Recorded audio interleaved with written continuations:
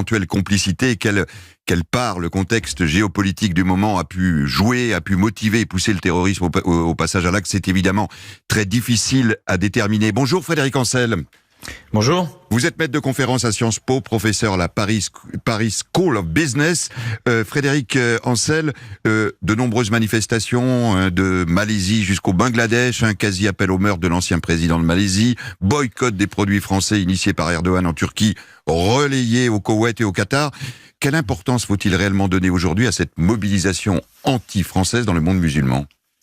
Une importance très faible. Je pense qu'on fonctionne sur un effet loupe et on est tous en train à tort, de survaloriser un phénomène qui existe. D'ailleurs, il a existé à l'époque de la publication, de la première publication des caricatures par Charlie Hebdo. Mais en réalité, lorsqu'on observe à tête reposée l'intégralité du monde musulman, composé, je le rappelle, de 57 États.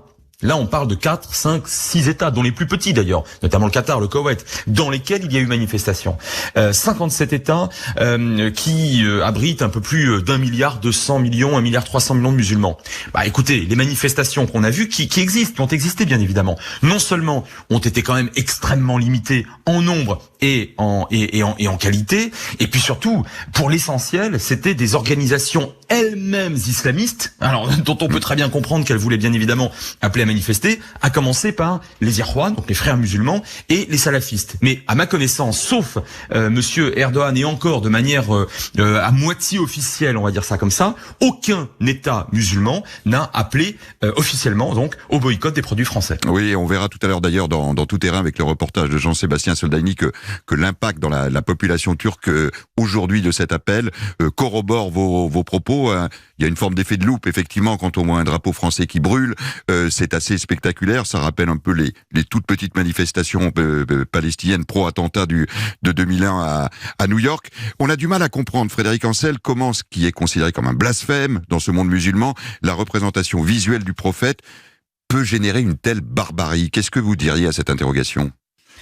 Alors je dirais qu'il y a d'une part méconnaissance profonde de beaucoup de gens d'origine ou de culture musulmane eux-mêmes. Je me permets de rappeler avec beaucoup de respect que dans le Coran, qui est un volume extrêmement fourni, très important, donc plus de 600 sourates, il n'y a que quelques apparitions, 3 réelles apparitions du prophète. Donc vous avez une méconnaissance qui malheureusement est instrumentalisée par des militants, par des islamistes radicaux, qui eux, bien évidemment, on le sait, ont un projet politique. Et si vous ajoutez à cela que il y a dans le monde musulman aujourd'hui à la tête des États musulmans des pouvoirs qui, sur le plan social et économique, pour une bonne majorité d'entre eux, ont échoué, et ont échoué gravement, eh bien il est intéressant pour ces régimes politiques de pointer le doigt, ou de laisser pointer le doigt, sur l'ennemi extérieur, qui est très commode, très pratique, et notamment sur la figure d'Emmanuel Macron, pour faire oublier à leur opinion publique que décidément, la gestion de leur pays est simplement calamiteuse. Vous voyez, donc